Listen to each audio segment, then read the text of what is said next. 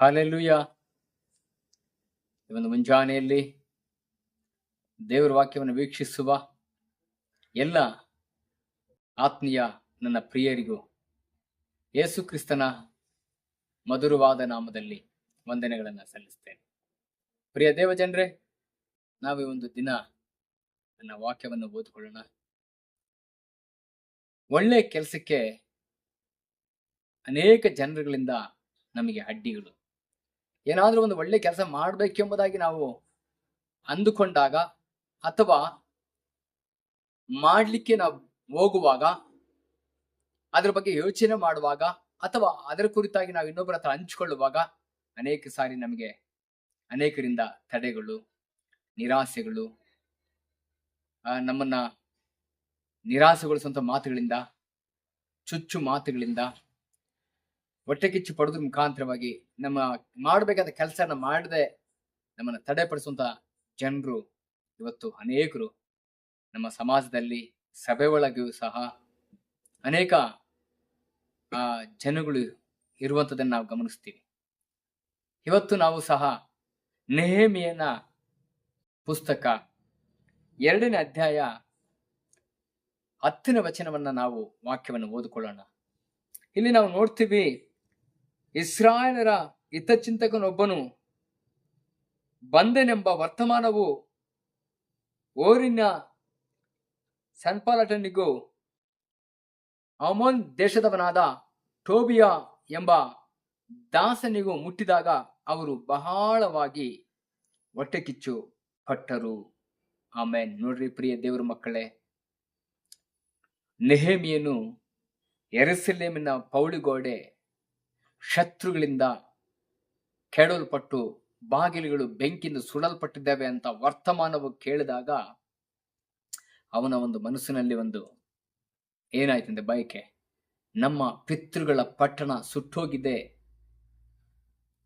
ಅದು ಕೆಡವಲ್ಪಟ್ಟಿದೆ, ಅನೇಕರು ಸೆರೆ ಹಿಡಿದು ಹೋಗ್ಬಿಟ್ಟಿದ್ದಾರೆ ಎಂಬುದಾಗಿ ಅವನು ಕೇಳಿದಾಗ ಅದನ್ನ ತಿರುಗಿ ಕಟ್ಟಬೇಕು, ತಿರುಗಿ ಜೀರ್ಣೋದ್ಧಾರ ಮಾಡಬೇಕು, ಪುನಃಸ್ಥಾಪಿಸಬೇಕೆಂಬ ಬಯಕೆ ನೆಹೆಮೀಯನಲ್ಲಿ ಬಂತು. ಅದೇ ರೀತಿಯಾಗಿ ಅವನು ಅದನ್ನು ಕಟ್ಟಲಿಕ್ಕಾಗಿ ರಾಜನ ಅಪ್ಪಣೆಯನ್ನು ತೆಗೆದುಕೊಳ್ಳಲಿಕ್ಕೋಸ್ಕರವಾಗಿ ಅನೇಕ ದಿನ ಉಪವಾಸ ಪ್ರಾರ್ಥನೆಗಳನ್ನ ಮಾಡುವಂಥದ್ದನ್ನು ನಾನು ನೋಡ್ತೀನಿ. ಯಾಕಂದ್ರೆ ಇವನು ಎಲ್ಲಿದ್ದಾನೆ? ಸೆರೆಮನೆಯಲ್ಲಿದ್ದಾನೆ. ಅಂದ್ರೆ ಬೇರೆ ದೇಶದಲ್ಲಿ ಇವನನ್ನ ಏನ್ ಮಾಡಿದ್ರೆ ಸೆರೆ ಹಿಡ್ಕೊಂಡು ಹೋಗ್ಬಿಟ್ಟಿದ್ದಾರೆ.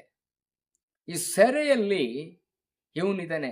ಆ ಸೆರೆಯಲ್ಲಿರೋ ಕಾರಣವಾಗಿ ಏನಾಗಿದೆ ಅಂತ ಹೇಳಿದ್ರೆ, ಈ ವರ್ತಮಾನವು ಅವನಿಗೆ ಕೇಳಿದ ಕಾರಣವಾಗಿ ಅವನಿಗೊಂದು ಆಸೆ, ತಿರುಗಿ ಅದನ್ನು ಕಟ್ಟಬೇಕೆನ್ನಂಥದ್ದು ಒಂದು ಮನಸ್ಸು ಮಾಡುವಂಥದ್ದನ್ನು ನಾವು ನೋಡ್ತೀವಿ. ಪ್ರಿಯ ದೇವರ ಮಕ್ಕಳು, ಇವತ್ತು ಎಷ್ಟೋ ಜನ ಒಳ್ಳೆ ಕೆಲಸ ಮಾಡಬೇಕೆಂಬ ಕೈ ಹಾಕುವಾಗ, ಇಲ್ಲ ಒಳ್ಳೆ ಕೆಲಸ ಮಾಡ್ಬೇಕಂತ ತೀರ್ಮಾನ ಮಾಡುವಾಗ ಅನೇಕರು ತಡೆ ಮಾಡುವಂಥದ್ದನ್ನ ನಾವು ನೋಡ್ತೀವಿ, ಅಡ್ಡಿ ಮಾಡುವಂಥದ್ದನ್ನ ನೋಡ್ತೀವಿ. ಇವತ್ತೆಷ್ಟೋ ಜನ ಬಿದ್ದೋಗಿರುವಂತ ಆತ್ಮಗಳನ್ನ ತಿರುಗಿ ಅವ್ರನ್ನ ಸಂಧಿಸಿ, ಅವರಿಗೆ ದೇವರ ವಾಕ್ಯ ಹೇಳಿ, ಅವ್ರನ್ನ ಬಲಪಡಿಸಿ ತಿರುಗಿ ರಕ್ಷಣೆಯಲ್ಲಿ ನಿಲ್ಲಿಸಬೇಕೆಂಬುದನ್ನು ನೋಡುವಾಗ ಎಷ್ಟೋ ಜನಗಳು ಅವರಿಗೆ ಅಡ್ಡಿ ಮಾಡ್ತಾರೆ. ಸೇವಕರುಗಳಿಂದ ಅಡ್ಡಿ, ವಿಶ್ವಾಸಿಗಳಿಂದ ಅಡ್ಡಿ, ಜನರಿಂದ ಅಡ್ಡಿ, ಅನೇಕರಿಂದ ತಡೆಗಳು ಬರುವಂಥದ್ದನ್ನ ನಾವು ನೋಡ್ತಿದ್ದೀವಿ. ಇಲ್ಲಿ ಪೌಳಿಗೋಡೆ ಕಟ್ಟಬೇಕೆಂಬುದಾಗಿ ಅವನು ಯೋಚನೆ ಮಾಡುವಾಗ ಇಲ್ಲಿ ಟೋಬಿಯ ಮತ್ತೆ ಸನ್ಲಾಬಿಟನ್ ಎಂಬ ಒಬ್ಬ ವ್ಯಕ್ತಿ, ಸನ್ಪಾಲಟನ್ ಎಂಬ ಒಬ್ಬ ಇಬ್ಬರು ವ್ಯಕ್ತಿಗಳು ಏನ್ ಮಾಡಿದ್ರು ಅಂತ ಹೇಳಿದ್ರೆ, ನೆಹೆಮೀಯಗೆ ವಿರುದ್ಧವಾಗಿ ಅವರು ಯೋಚನೆ ಮಾಡುವಂಥದ್ದನ್ನು ನಾವು ನೋಡ್ತೀವಿ. ಮಾತ್ರವಲ್ಲ, ಹಿಂಗೊಬ್ಬನು ಬಂದು ಯಾರೋ ಮಾಡ್ತಾರೆ ಎಂಬುದಾಗಿ ಅನ್ನುವಾಗ ಪ್ರೋತ್ಸಾಹ ಪಡಿಸೋದಿಲ್ಲ, ಅದ್ರ ಬದಲಾಗಿ ಅವ್ರು ಏನ್ ಮಾಡಿದ್ರೆ ಅಂದ್ರೆ ಬಹಳವಾಗಿ ಹೊಟ್ಟೆ ಕಿಚ್ಚು ಪಟ್ಟರು ಎಂಬುದಾಗಿ ನಾವು ನೋಡ್ತಾ ಇದ್ವಿ. ಇವತ್ತೆಷ್ಟೋ ಜನ ಹೊಟ್ಟೆ ಕಿಚ್ಚು ಪಡುವಂತವ್ರನ್ನ ನಾವು ನೋಡ್ತಾ ಇದ್ವಿ. ನೀವು ಮಾಡುವಂತ ಒಳ್ಳೆ ಕೆಲಸ ಮಾಡುವಾಗ, ಒಳ್ಳೆ ಮುಂದೆ ಬಿದ್ದು ಅದನ್ನ ಜವಾಬ್ದಾರಿ ವಹಿಸ್ಕೊಂಡು ಅದನ್ನ ಮಾಡುವಾಗ ಎಷ್ಟೋ ಜನ ಅದನ್ನ ನೋಡಿ ಸಹಿಸ್ಕೊಳಕ್ಕಾಗಲ್ಲ, ಹೊಟ್ಟೆ ಕಿಚ್ಚು ಪಡ್ತಾರೆ. ಇದೇ ವಿಷಯವನ್ನ ನಾವು 19ನೇ ವಚನಕ್ಕೆ ನಾವು ಬರುವಾಗ, ಅಲ್ಲಿ ಓರಿನಿನವನಾದ ಸನ್ಪಾಲಟನು, ಅಮೋನ್ಯ ದೇಶದವನಾದ ಟೋಬಿಯು ಎಂಬ ದಾಸನು, ಅರೇಬಿಯನಾದ ಗೇಷಮನು ಈ ವರ್ತಮಾನ ಕೇಳಿದಾಗ ಅವರು ನಮ್ಮನ್ನು ತಿರಸ್ಕರಿಸಿ ಗೇಲಿ ಮಾಡಿ, ನೀವು ಇಲ್ಲಿ ಮಾಡುವುದೇನು? ಅರಸನಿಗೆ ವಿರುದ್ಧವಾಗಿ ತಿರುಗಿ ಬೀಳಬೇಕೆಂದಿದ್ದೀರೋ ಎಂದು ಹೇಳಿದರು ಎಂಬುದು ನೋಡಿ. ಇಲ್ಲಿ ನಾವು ನೋಡ್ತಾ ಇದ್ವಿ, ಈ 3 ಜನ ಸೇರ್ಕೊಂಡ್ರಾಗ್ಲೆ, ಇಬ್ರಿದ್ರು ಈಗ 3 ಜನ ಆದ್ರು. ಈ 3 ಜನ ಏನ್ ಮಾಡ್ತಾರೆ ನಮ್ಗೆ ಅವ್ರಿಗೆ ವಿರುದ್ಧವಾಗಿ ತಿರಸ್ಕರಿಸ್ತಾರೆ. ಇಲ್ಲಿ ಹೊಟ್ಟೆ ಕಿಚ್ಚು ಪಟ್ರು, ಇಲ್ಲಿ ತಿರಸ್ಕರಿಸಿದ್ರು, ಮತ್ತೆ ಗೇಲಿ ಮಾಡಿದ್ರು, ಅಣಿಸ್ತಾರೆ. ಓ, ನೀನ್ ಮಾಡ್ಬಿಡ್ತೀಯಾ, ನಿನ್ ಕೈಲಿ ಆಗ್ಬಿಡ್ತದ, ನೀನ್ ಕಟ್ಟಿ ಬಿಡ್ತೀಯಾ, ನೀನೊಬ್ಬನ. ಈ ರೀತಿಯಾಗಿ ಅನೇಕರು ಸಹ ನಮ್ಮನ್ನ ಗೇಲಿ ಮಾಡಿ ಚುಚ್ಚು ಮಾತಾಡುವಂಥದ್ದನ್ನು ನಾವು ಗಮನಿಸ್ತೀವಿ. ಅದೇ ರೀತಿಯಲ್ಲಿ 4ನೇ ಅಧ್ಯಾಯ 2ನೇ ವಚನಕ್ಕೆ ಬರ್ಬೇಕಾದ್ರೂ ಸಹ ಅಲ್ಲಿಯೂ ಸಹ ಅವರು ಎಷ್ಟು ಒಂದು ಮಟ್ಟಕ್ಕೆ ಅವ್ರನ್ನ ಕಾರ್ಯ ಮಾಡ್ತಾರೆ ಅಂತ ಹೇಳಿದ್ರೆ ನಾವು ನೋಡ್ತಾ ಇದ್ದೀವಿ. 1ನೇ ವಚನ, 4:1-2ನೇ ವಚನ. ನಾವು ಪೌಳಿಗೋಡೆಯನ್ನು ಕಟ್ಟುತ್ತಿದ್ದ ಸುದ್ದಿಯು ಸನ್ಪಾಲಟನಿಗೆ ಮುಟ್ಟಿದಾಗ ಅವನು ಬಲೂ ಹೊಟ್ಟೆಕಿಚ್ಚು ಸಿಟ್ಟು ಉಳ್ಳವನಾಗಿ ತನ್ನ ಸಹೋದರರ ಮೇಲೆಯೂ ಸಮರ್ಯದ ದಂಡಿನವರ ಮೇಲೆಯೂ, ನಿತ್ರಾಣಿಗಳಾದ ಈ ಯಹೂದ್ಯರು ಮಾಡುವುದೇನು? ಇವರು ನಮ್ಮನ್ನು ಬಲಪಡಿಸಿಕೊಳ್ಳಬೇಕೆಂದಿದ್ದೇರೋ? ಯಜ್ಞವನ್ನು ಅರ್ಪಿಸುವರೋ? ಇವತ್ತೇ ಈ ಕೆಲಸ ತೀರಿಸುವರೇನು? ಸುಟ್ಟು ಹೋದ ಪಟ್ಟಣದ ಧೂಳಿನ ರಾಶಿಯೊಳಗೆ ಮುಗಿದ ಹೋದ ಕಲ್ಲುಗಳನ್ನು ಬದುಕಿಸುವರೇನು ಎಂದು ಹೇಳಿ ಯಹೂದ್ಯರನ್ನು ಗೇಲಿ ಮಾಡಿದರು. ನೋಡ್ರಿ, ಅವ್ರನ್ನ ಗೇಲಿ ಮಾಡುವಂಥದ್ದನ್ನ ನಾವು ನೋಡ್ತಾ ಇದ್ದೀವಿ. ಇವನಿಂದ ಆಗ್ಬಿಡ್ತದ, ಮಾಡ್ಬಿಡ್ತಾರ, ಇವತ್ತೇ ಬಲಪಡಿಸ್ಕೊಂಡು ಬಿಡ್ತಾರ, ಸಹಾಯ ಸಿಗ್ತದ ಅಲ್ವಾ? ನಿತ್ರಾಣಿಗಳು ಇವರು, ಶಕ್ತಿ ಇಲ್ದವರು, ಬಲ ಇಲ್ದವರು ಅಲ್ವಾ? ಯಹೂದ್ಯರು ಮಾಡುವುದೇನು? ಇವ್ರು ಏನ್ ಮಾಡ್ತಾರೆ, ಇವ್ರು ಏನ್ ಮಾಡ್ತಾರೆ ಇವರಿಗೆ ಗೊತ್ತಿಲ್ಲ. ಇದು ಮಾಡದ ಆಗುತ್ತಾ ಅನ್ನೋಂಥದ್ದು ವಿಚಾರಗಳು. ಇವ್ರು ಬಲಪಡಿಸ್ಕೊಳ್ತಾರ, ಇದನ್ನ ಮಾಡಿ ಇದನ್ನ ಅವ್ರು ಗೆಲ್ತಾರ, ಯಜ್ಞಗಳನ್ನ ಅರ್ಪಿಸ್ತಾರ, ಈ ಕೆಲಸ ತೀರಿಸಿ ಬಿಡ್ತಾರೆ. ಇವತ್ತು ಸುಟ್ಟು ಹೋದ ಧೂಳಿನಲ್ಲಿ ಒದಗಿರುವಂತ ಕಲ್ಲುಗಳನ್ನ ಎತ್ತಿ ಬಿಡ್ತಾರ, ಅಥವಾ ಬದುಕಿಸಿ ಬಿಡ್ತಾರ ಅಂತ ಈ ರೀತಿಯಾಗಿ ಅನೇಕ ಸಾರಿ ಗೇಲಿ ಮಾಡ್ತಾರೆ. ಪ್ರಿಯ ದೇವ ಜನರೇ, ಇವತ್ತು ನಮ್ಮನ್ನ ಗೇಲಿ ಮಾಡುವಂತ ಜನಗಳು ನಮ್ಮ ಸುತ್ತಮುತ್ತ ಅಕ್ಕ ಪಕ್ಕ ಹಿಂದೆ ಮುಂದೆ ಇದ್ದಾರೆ. ಯೋಚನೆ ಮಾಡೋದ್ ಬೇಡ. ನೀನ್ ಒಳ್ಳೆ ಕೆಲಸ ಮಾಡ್ಲಿಕ್ಕೆ ನೀನ್ ಪ್ರಯತ್ನ ಪಟ್ಟಿದ್ಯಾ, ಸೇವೆ ಮಾಡ್ಬೇಕಂತ ಇದ್ಯಾ, ಒಳ್ಳೆ ಕೆಲಸ ಕೈ ಹಾಕಿದ್ಯಾ, ದಾನ ಧರ್ಮಗಳು ಮಾಡುವಂಥದ್ದು, ಇನ್ನು ಏನಾದ್ರೂ ಒಂದು ಉತ್ತಮವಾದ ಸಮಾಜ ಸೇವೆಗಳು ಮಾಡುವಂಥದ್ದು, ದೇವರ ರಾಜ್ಯವನ್ನು ಕಟ್ಟಲಿಕ್ಕಾಗಿ ಅನೇಕ ವಿಧವಾದಂತ ಯೋಜನೆಗಳನ್ನ ಹಾಕೊಂಡಿದ್ಯಾ.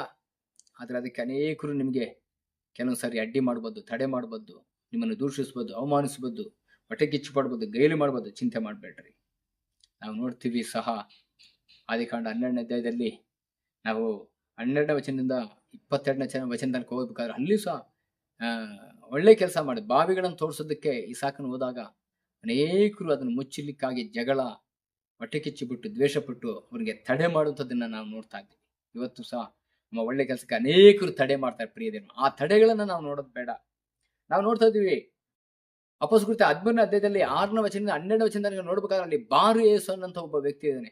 ಅಧಿಕಾರಿ ಹತ್ರ ಹೋಗಿ ಇವರು ಸುವಾರ್ತೆ ಹೇಳ್ಬೇಕು, ದೇವ್ರ ವಾಕ್ಯ ಕೇಳ್ಬೇಕಂತ ಅವನು ಯೋಚನೆ ಮಾಡುವಾಗ ಇವ್ರನ್ನ ಕರೆಸುವಾಗ ಪೌಲಸೀಲರನ್ನ, ಆದ್ರೆ ಅವನು ಏನ್ ಮಾಡ್ತಾ ಅವ್ರ ಹತ್ರ ಹೋಗ್ಲಿದಂಗೆ ತಡೆಪಡಿಸುವಂತದ್ದನ್ನ ನೋಡ್ತೀನಿ. ಮಂತ್ರ ಮಾಟುಗಳಿಂದ, ತನ್ನ ವಿದ್ಯೆಯಿಂದ ಇವತ್ತು ಸಹ ಅನೇಕ ಸಾರಿ ಸುವಾರ್ತೆಗೆ ವಿರುದ್ಧವಾಗಿ, ಸೇವೆಗೆ ವಿರುದ್ಧವಾಗಿ, ಪ್ರಾರ್ಥನೆಗೆ ವಿರುದ್ಧವಾಗಿ, ಆರಾಧನೆಗೆ ವಿರುದ್ಧವಾಗಿ, ರಕ್ಷಣೆಗೆ ವಿರುದ್ಧವಾಗಿ, ಸಭೆಗೆ ವಿರುದ್ಧವಾಗಿ, ದೇವರ ಮಕ್ಕಳಿಗೆ ವಿರುದ್ಧವಾಗಿ ಅನೇಕರು ಒಳ್ಳೆ ಕಾರ್ಯಗಳಿಗೆ ಕೈ ಹಾಕುವಾಗ ಇವತ್ತು ತಡೆಪಡಿಸುವಂತ ಅನೇಕ ಜನಗಳಿದ್ದಾರೆ. ಅದನ್ನ ನೋಡ್ಬೇಡ್ರಿ. ನಿಮ್ಮನ್ನ ದೇವರು ಯಾವುದಕ್ಕಾಗಿ ಕರೆದನು, ನಿನ್ನ ಒಳಗೆ ಬಂದಂತ ಒಳ್ಳೆ ಉದ್ದೇಶ ಏನಾಗಿದೆಯೋ ಅದನ್ನ ಮಾಡ್ಲಿಕ್ಕೆ ನೀವು ಪ್ರಯತ್ನ ಪಡು. ಅದನ್ನ ಮಾಡ್ಲಿಕ್ಕಾಗಿ ನಿನ್ನ ಒಪ್ಪಿಸಿಕೊಡು. ಈ ತರ ಕಾಲೆಳೆಯುವಂತವ್ರನ್ನ, ಟೀಕೆ ಮಾಡುವಂತವ್ರನ್ನ, ಅಣಗಿಸುವಂತವ್ರನ್ನ, ಹೀಯಾಳಿಸಂತವ್ರನ್ನ ಯಾವತ್ತೂ ನೋಡ್ಬೇಡ.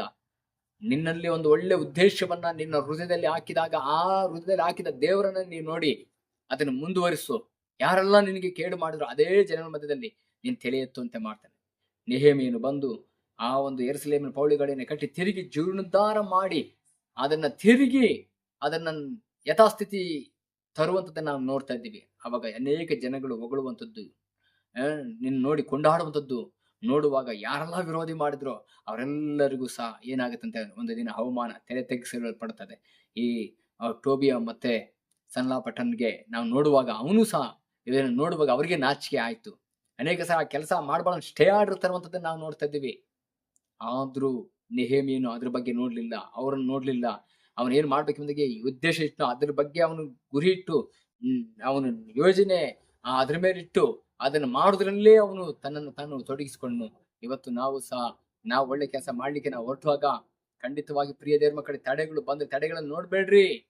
ನೀನ್ ಮಾಡ್ಬೇಕಂದ್ರೆ ಅದನ್ನ ಗುರಿಯನ್ನು ಮುಟ್ಟುವುದನ್ನ ನೀವು ಪ್ರಯತ್ನ ಪಡ್ರಿ. ಆ ಗುರಿ ಮುಟ್ಟುವುದ ವಿಷಯದಲ್ಲಿ ನೀವು ಏನ್ ಮಾಡ್ರಿ ಅಂತ ಹೇಳಿದ್ರೆ ಯೋಚನೆ ಮಾಡ್ರಿ, ಅದರಲ್ಲೇ ಮಾತ್ರ ನೀವು ಆಲೋಚನೆ ಮಾಡ್ರಿ. ಆಗ ದೇವ್ರು ಖಂಡಿತ ನಿನ್ನ ಜೀವಿತದಲ್ಲಿ ಯಶಸ್ಸನ್ನ, ಏಳಿಗೆಯನ್ನ ಖಂಡಿತವಾಗಿ ದೇವ್ರು ಕೊಟ್ಟೇ ಕೊಡ್ತಾನೆ.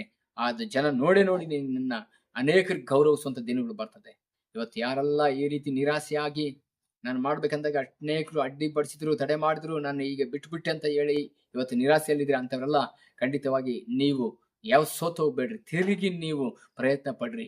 ದೇವರು ನಿಮಗೆ ಪ್ರತಿಫಲವನ್ನು ಕೊಡ್ತಾನೆ. ಖಂಡಿತವಾಗಿ ನಾವು ಪ್ರಾರ್ಥನೆ ಮಾಡೋಣ. ದೇವರೇ, ಯಾರೆಲ್ಲ ಈ ರೀತಿ ಒಳ್ಳೆ ಕೆಲಸ ಕೈ ಹಾಕಿದಾಗ ತಡೆಗಳಲ್ಲಿ ಬಂದು ಅನೇಕರು ಕರ್ತನೆ ಆ ಒಳ್ಳೆ ಕೆಲಸ ನಿಲ್ಲಿಸಿದಾರೋ ಅವರೆಲ್ಲ ತಿರುಗಿ ಪುನರ್ ಸ್ಥಾಪಿಸುವಂತೆ ಆ ಕರ್ತನ ಕೆಲಸ ಮಾಡುವಂತ ಸಹಾಯ ಮಾಡು. ಕೃಪೆ ಕೊಡು. ಅವ್ರಿಗೆ ಇನ್ನೂ ಬಲ ಕೊಡು. ಆಡಿಕೊಡುವಂತ ಈ 2000 ಮಧ್ಯದಲ್ಲಿ ಅವ್ರ ತಲೆ ಎತ್ತುವಂತೆ ಮಾಡು. ಶಿರಸನ್ನಾಗಿ ಉಪಯೋಗಿಸು. ನೀನು ಮಹಿಮೆ ಹೊಂದು. ಯೇಸು ಕ್ರಿಸ್ತನ ನಾಮದಲ್ಲಿ ತಂದೆ, ಆಮೆನ್. God bless you. ದೇವರು ನಿಮ್ಮನ್ನು ಆಶೀರ್ವದಿಸಲಿ.